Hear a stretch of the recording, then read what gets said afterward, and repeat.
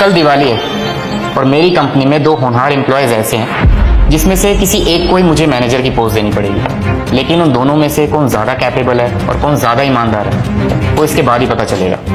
देखते हैं। जी सर, आपने बुलाया?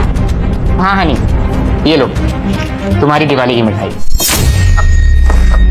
Thank you so much sir. मिठाई तो बहुत अच्छी है। ठीक है सर, मैं चलती हूँ। आपको हैप्पी दिवाली। रुको हनी, इस बार तुमने दिवाली का बोनस नहीं मांगा।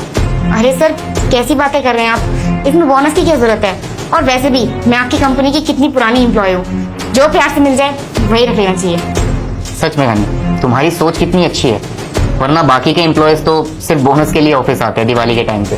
खैर, तुम घर जाओ और दिवाली सेलिब्रेट करो अपने घर वालों के साथ। हैप्पी दिवाली। सर, आपको भी happy Diwali. Good morning sir, आपने मुझे बुलाया? हाँ शिवम, ये लो दिवाली की मिठाई।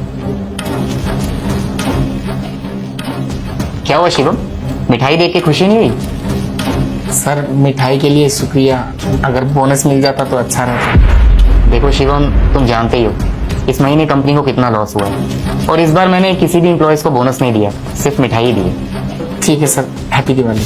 हैप्पी दिवाली।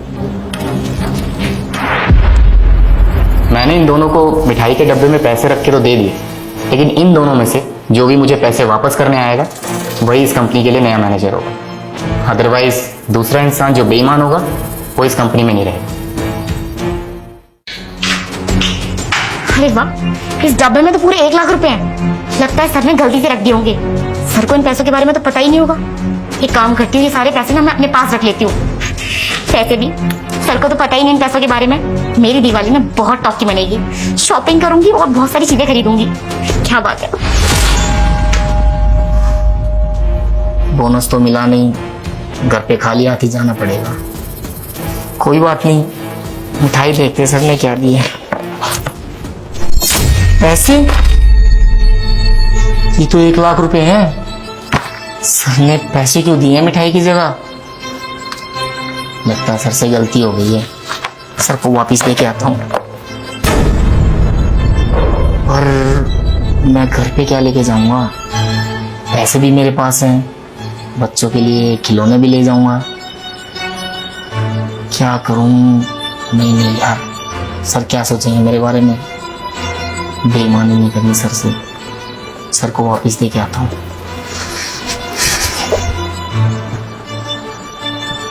अरे शिवम, तुम वापस क्यों आ गए? क्या हुआ?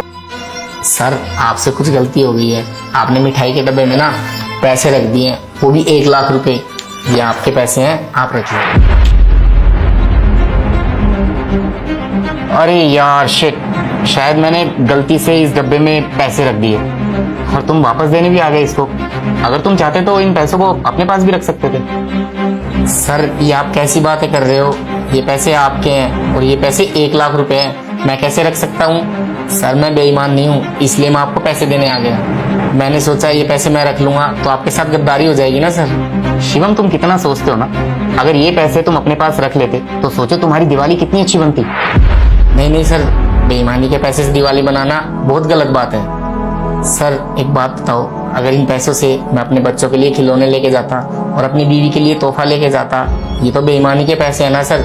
बेईमानी के पैसे किसी को नहीं फलते सर, अगर मेरे बच्चों को, मेरी बीवी को परेशानी होती, मैं तो ये सोचता ना ये बेईमानी के पैसों से हुआ है, इसलिए मैं आपको वापस देने आ गया। सर, ये आपकी अमानत है, आप रख लीजिए। अगर आपको कुछ देना है ना तो मिठाई दे दीजिए। सच में शिवम, तुम कितने ज्यादा ईमानदार और भोले हो।